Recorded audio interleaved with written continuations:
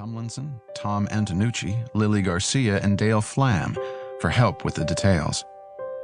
Marcia Blanco, who's just incredible, Steve Waldron, Chuck Perso, Sue Lawrenson, Dave Walkins, Fred Bauman, John Richard Gould, Rusty Hawkins, Philip Joseph Sirkin, and Joanne Patterson for welcoming me into the ARC organization in the mental retardation community. Rarely have I been so inspired and so utterly humbled. And of course, to my family and friends whose names, as always, inhabit these pages. Finally, I'd like to thank all of the talented and wonderful people at my new publisher, Warner Books. Larry Kirschbaum, Maureen Egan, Tina Andrides, Amy Battaglia, Karen Torres, Martha Otis, Chris Barba, Claire Zion, Bruce Peonessa, Peter Mauseri, Harry Helm, and all of the incredibly nice people who made this book a reality and always make me feel like part of the family. Special thanks also go out to Jamie Rabb, not only for her editorial input, but for being one of our biggest supporters. Her warmth and energy never cease to amaze. Finally, I want to thank the two editors who worked on this book, Rob Weisbach and Rob McMahon. From the very start, Rob Weisbach lent his creative talents to every level of our publishing experience, and we wouldn't be here without him. His influence can be felt on every page, and though I've said it before, I'll say it again. Rob has real vision, and we've always been blessed to be a part of it. I owe him my career, and I cherish his friendship. At Warner, Rob McMahon is a true gentleman who picked up our proverbial ball and ran with it. We couldn't be luckier. His editorial comments were insightful beyond belief, and he always pushed me to reach beyond what I thought was possible. Rob, we'd be lost without you. So to Rob Weisbach and Rob McMahon, I will always appreciate your energy, but I am far more thankful for your faith. I resented a lot about the White House. Then I realized I could adjust, or I could adjust. Lucy Johnson, daughter of Lyndon Baines Johnson. You don't live in the White House. You are only Exhibit A to the country. President Theodore Roosevelt.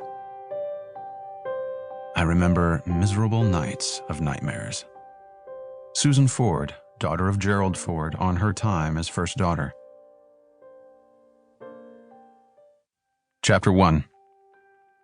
I'm afraid of heights, snakes, normalcy, mediocrity, Hollywood, the initial silence of an empty house, the enduring darkness of a poorly lit street, evil clowns, professional failure, the intellectual impact of Barbie dolls, letting my father down, being paralyzed, hospitals, doctors, the cancer that killed my mother, dying unexpectedly, dying for a stupid reason, dying painfully, and worst of all, dying alone. But I'm not afraid of power, which is why I work in the White House. As I sit in the passenger seat of my beat-up, rusty blue Jeep, I can't help but stare at my date, the beautiful young woman who's driving my car. Her long, thin fingers hold the steering wheel in a commanding grip that lets both of us know who's in charge. I could care less, though. As the car flies down Connecticut Avenue, I'm far more content studying the way her short black hair licks the back of her neck. For security reasons, we keep the windows closed, but that doesn't stop her from opening the sunroof.